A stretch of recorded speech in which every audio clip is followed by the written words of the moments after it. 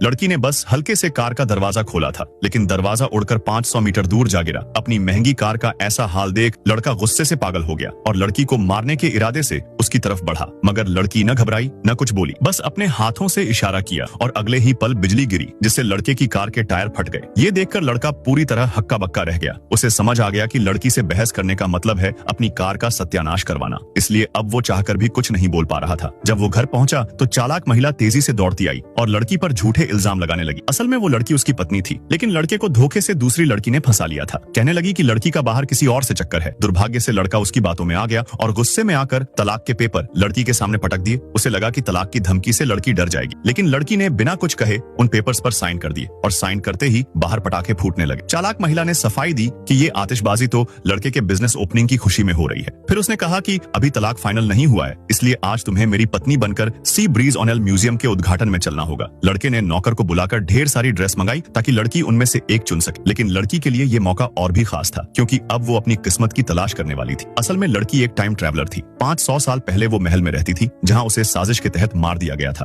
तभी आसमान में यूएफओ आया, जिसमें से उसकी जैसी दिखने वाली एलियन निकली और एक चुटकी बजाकर उसके शरीर में समा गई। बाहर से देखने में लग रहा था कि लड़की सम्राट के साथ जीवन बिताना चाहती है, लेकिन असल में वो एलियन एक मरे हुए शरीर की तलाश में थी ताकि इंसान के शरीर में समाकर अपनी मुसीबत से निकल सके। 500 साल बाद की लड़की अपने पति और चालाक महिला के अत्याचार से तंग आ चुकी थी और खुद को खत्म करने की सोच रही थी, लेकिन एलियन क्लोन ने उसे समय रहते रोक लिया और तभी एलियन ने खुद को उसके रूप में बदल लिया और फिर गाड़ी की हालत खराब किया। थोड़ी देर बाद तीनों पार्टी स्थल पर पहुंचे। लड़की को अंदर जाते ही एक अजीब सी ऊर्जा महसूस हुई। जब वो उस ऊर्जा का पीछा करते हुए एक जगह पहुंची तो सामने खड़े आदमी को देखकर उसके दिमाग में सारी जानकारी आ गई। नाम यानजो, उम्र 27, कद 1.88 मीटर, यान ग्रुप का लीडर, हाई टेक्नोलॉजी एक्सपर्ट, शांत स्वभाव, रहस्यमयी जिंदगी और औरतों पर बिल्कुल भरोसा नहीं। ये सब जानकर लड़की एक पल के लिए चौंकी, लेकिन फिर वो सीधे उस लड़के के पास गई, मगर लड़के को लगा कि लड़की उससे पैसे के लिए चिपकने आई है। उसने ताना मारा कि बहुत सी लड़कियां मुझसे बात करने आती हैं, लेकिन तुम जैसी घटिया निगाहें पहली बार देखी हैं। तुम पैसे के लिए मेरे पास आई हो? लड़की ने साफ कहा, बिल्कुल नहीं। वो कुछ और कहती। इससे पहले उसका असिस्टेंट आ गया और वो चला गया। लड़की ने तय कर लिया कि अब तो उसे अपने काबू में लाकर ही दम लेगी। तभी उसका पति दौड़ता हुआ आया